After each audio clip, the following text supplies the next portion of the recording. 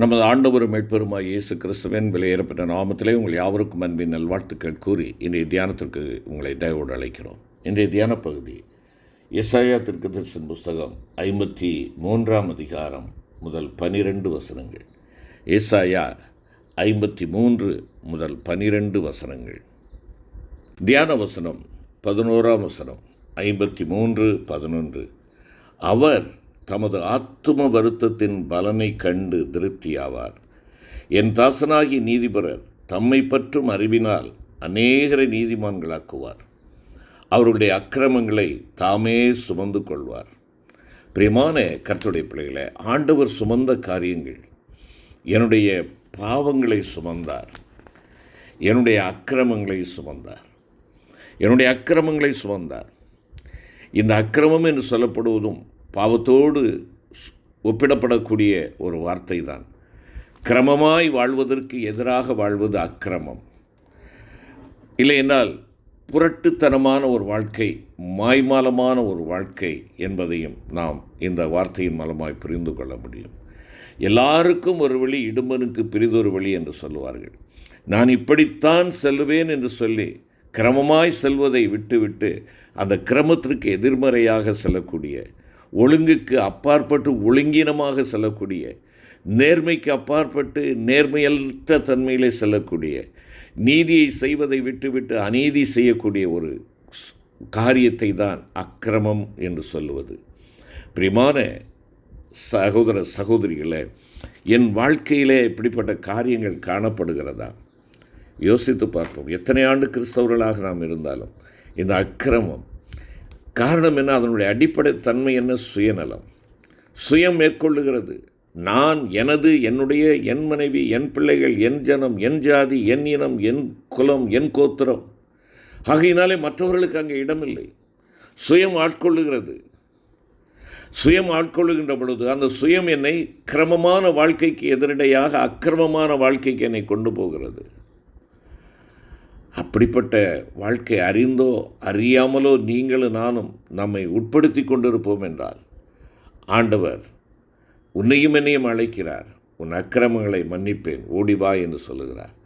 கர்த்தராகிய இயேசு கிறிஸ்து நம்முடைய அக்கிரமங்களை சிலுவையில் சுமந்தபடியினால் நாம் நம்முடைய எல்லா அக்கிரமங்களினின்றும் அவர் மூலமாக மீட்கப்படுகிறோம். ஆகையினாலே நான் இதை செய்து விட்டேனே, இந்த சீர்கேடான அல்லது ஒருவேளை அநீதியான காரியங்களுக்கு என்னை உட்படுத்தி விட்டேனே என்று சொல்லி கலங்கி நம்மை நாமே ஒரு குற்ற உணர்ச்சியோடு கூட இருக்காமல் அந்த குற்ற உணர்ச்சிக்கு ஒரு நிவாரணம் கிடைப்பதற்கு அவரிடத்திலே ஓடி வர வேண்டும். எல்லா அக்கிரமங்களினின்றும் அவர் மூலமாக மீட்கப்படுகிறோம்.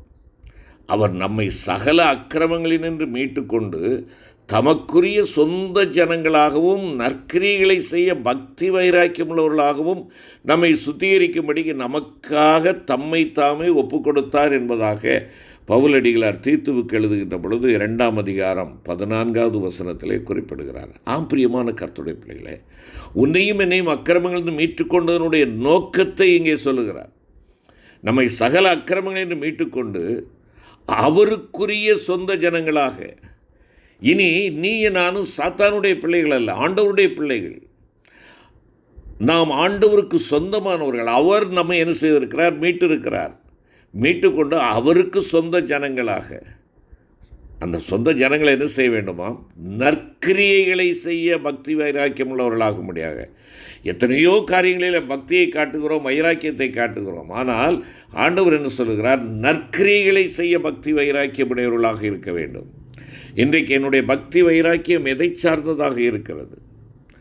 என்னுடைய பக்தி அல்லது வைராக்கியம் ஒருவேளை சுயநலமாக, இல்லை என்றால் தேவனுக்கு பிரீதியாக இல்லாத காரியங்களாக காணப்படுகிறதா? யோசித்து பார்ப்போம். நம்மை சுத்திகரிக்கும்படிக்கு நமக்காக தம்மை தாமே ஒப்பு கொடுத்தார். நமது ஆண்டவர் வன்மையாக கண்டித்து பேசுகிற ஒரு அக்கிரமத்தை குறித்து நாம் பரிசுத்த மத்தேயு 7 அதிகாரம் 21 முதல் 23 வசனங்களிலே பார்க்கிறோம். பரலோகத்தில் இருக்கிற என் பிதாவின் சித்தத்தின்படி செய்கிறவனே பரலோக ராஜ்யத்தில் பிரவேசிப்பானே அல்லாமல் என்னை நோக்கி கர்த்தாவே கர்த்தாவே என்று சொல்லுகிறவன் அதில் பிரவேசிப்பதில்லை.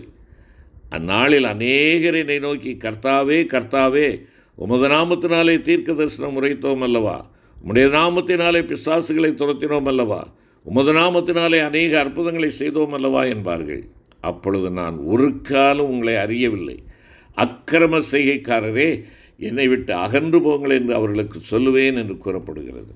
பிரியமான கர்த்தருடைய பிள்ளைகளே, நான் எத்தனை காரியங்களை என் தேவனுக்கென்று நான் செய்கிறவனாக இருந்தாலும், என் ஆண்டவர் விரும்புகிற அவருடைய பரிசுத்தம், அவருடைய நீதி, அவருடைய நியாயம், அவர் எனக்கு முன்பாக வைத்திருக்கிற அவருடைய அடிச்சுவடு, இவைகளை நான் பின்பற்றவில்லை என்றால் எனக்கு ஆண்டவர் கொடுக்கிற பெயர் அக்கிரமக்காரன். நாம் ஒருவேளை வல்லமையான பிரசங்கியாக இருக்கலாம், வரங்களை பெற்றவராக இருக்கலாம், ஒருவேளை தொழுவதற்கு முன்பாக எல்லா வியாதிகளும் ஓடக்கூடியதாக இருக்கலாம்.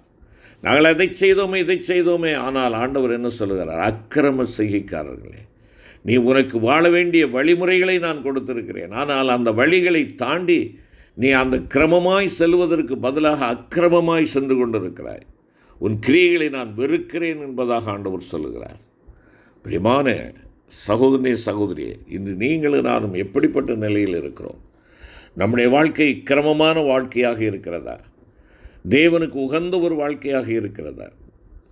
சற்று நாம் நம்மை நாமே யோசித்து பார்க்க அழைக்கப்படுகிறோம். நாம் தேவனுடைய சித்தம் செய்யாவிட்டால், நம்முடைய சுயத்தை அழிக்க ஆண்டவருடைய சிலுவையிலே அவைகளை அறைய கொடுக்காவிட்டால், அவ்விதமாக நம்முடைய சுய சித்தத்தை அழித்து தேவனுடைய சித்தத்தை நமக்கு சொந்தமாக்காவிட்டால், நாம் ஆண்டவராகிய கர்த்தரால் அக்கிரமக்காரராக எண்ணப்படுகிறோம். மறந்து போகாதீங்க.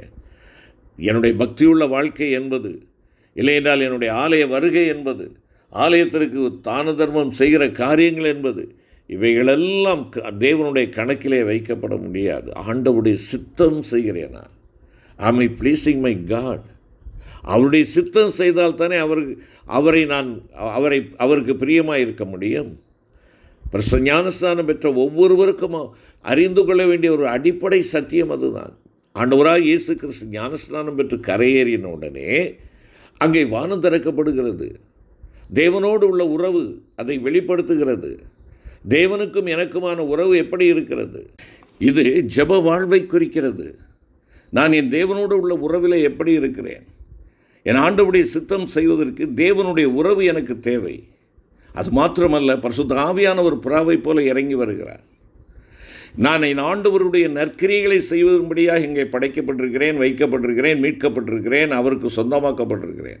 நற்கிரியை செய்வதற்கு என் ஆண்டவருடைய பரிசுத்த ஆவியானுடைய வல்லமை வேண்டும், அவருடைய நிரப்புதல் எனக்கு வேண்டும், அவருடைய பலம் எனக்கு வேண்டும்.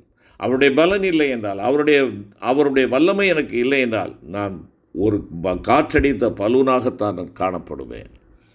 அருமையான சகோதரா, சகோதரி, வானம் திறக்கப்படுகிற அனுபவம் உண்டா? அது தேவனுடைய சித்தத்திற்காக கெஞ்சி நிற்கின்ற ஜெபத்தை வெளிப்படுத்துகிறது.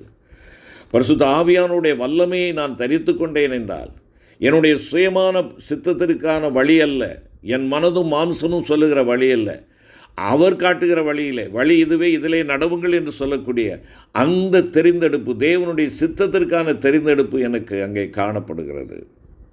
அது மாத்திரமல்ல, அங்கே பிதாவானவர் சொல்லுகின்ற ஒரு நற்சாட்சியான வார்த்தை, இவர் என் நேசகுமாரன், இவரில் பிரியமாயிருக்கிறேன். என் ஆண்டவருக்கு பிரியமானவளை செய்து அவருடைய நேசத்திற்கும் பாசத்திற்கும் உரியவனாக நான் இருப்பது தான் கிரமமான ஒரு வாழ்க்கை. இல்லை என்றால் அது அக்கிரமமான ஒரு வாழ்க்கை. என் தேவனை பிரியப்படுத்த பார்க்கிறேன், என் தேவனுக்கு பிரியமாய் வாழ நான் பார்க்கிறேன், என் தேவனுக்கானவைகளை செய்து தேவனுடைய சித்தத்தை நிறைவேற்றுவதற்கு, தேவன் விரும்புகிற நன்மையான காரியங்களை செய்வதற்கு என்னை அர்ப்பணிக்கிறேன். ஆம், அவ்விதமாய் செயல்படும்படியாக நம்முடைய அக்கிரமங்களை எல்லாம் அவர் சுமந்தார். நீ நானும் கிரமமாய் இருக்க வேண்டும், தேவனுக்கு பிரியமாய் இருக்க வேண்டும், தேவனுடைய சித்தத்திற்கு நம்மை உட்படுத்தினவர்களாய் இருக்க வேண்டும் என்று சொல்லி ஆண்டவர் விரும்புகிறார். பிரியமான கர்த்தருடைய பிள்ளைகளே, தேவ ஜனங்களுக்குள் கர்த்தர் வெறுக்கிற வேறு சில அக்கிரமங்களும் உண்டு. அவற்றை நீங்கள் வாசித்து பாருங்கள். ஏசாயா 22ஆம் அதிகாரம் 12 முதல் 14, 29ஆம் அதிகாரம் 21ஆம் வசனம், 57ஆம் அதிகாரம் 17ஆம் வசனம், எசேக்கியேல் 16ஆம் அதிகாரம் 49ஆம் வசனம், யோபு 31ஆம் அதிகாரம் 24 முதல் 28 ஆகிய வசனங்களில் நாம் படித்து ஆராய்ந்து பார்க்க நாம் அழைக்கப்படுகிறோம். நாம் அவற்றை குறித்து உணர்வடைந்து மெய் மனஸ்தாபத்தோடு கர்த்தருடைய இரக்கத்தை நாடுகின்ற பொழுது அவர் அவை யாவற்றினின்று நம்மை மீட்டுக்கொள்ளுகிறார். நம்முடைய அக்கிரமங்களின் நிமித்தம் சிலுவையில் நொறுக்கப்பட்ட அவரது உள்ளத்தை நாம் நம்முடைய நினைவாலோ செயலாலோ மீண்டும் மீண்டும் நொறுக்குகிறவர்களாயிராமல் அவருடைய ஆத்தும வருத்தத்தின் பலனாக மாற்றப்பட்டு அவரை சந்தோஷப்படுத்தும்படி நம்முடைய ஜீவியத்தின் எல்லா பகுதிகளிலும் பூரண தேவ சித்தம் செய்ய நம்மை ஒப்புக்கொடுத்து சகல அக்கிரமங்களுக்கும் நீங்களாக நம்மை காத்துக்கொள்ள அவருடைய பாதத்திலே அர்ப்பணிப்போமா? கிருபை நிறைந்த ஆண்டவரே, நீர் சிலுவையிலே எங்களுடைய அக்கிரமங்களின் நிமித்தம் நொறுக்கப்பட்டீர். ஆண்டவரே, எங்களுக்கு சமாதானத்தை உண்டு பண்ணும் ஆக்கினை உமக்கு வந்தது. ஆண்டவரே, நீர் எங்களுடைய அக்கிரமங்களை சுமந்து தீர்த்தீர். உம்முடைய உள்ளத்தை நாங்கள் மீண்டும் மீண்டும் எங்களுடைய நினைவினாலும் செயலினாலும் எங்களுடைய கிரியைகளினாலும் நொறுக்குகிறவர்களாயிராமல் உம்முடைய ஆத்தும வருத்தத்தின் பலனாக நாங்கள் மாற்றப்படுகிறவர்களாக, உம்மை சந்தோஷிப்பிக்கிறவர்களாக, உம்முடைய சித்தம் செய்கிறவர்களாக ஆண்டவரே எங்களை ஒப்புக் கொடுக்கிறோம். எங்களை எடுத்து பயன்படுத்தும், காத்துக்கொள்ளும். மீட்பர் இயேசு கிறிஸ்து மூலம் வேண்டிக் கொள்கிறோம் நல்ல பிதாவே. ஆமென்.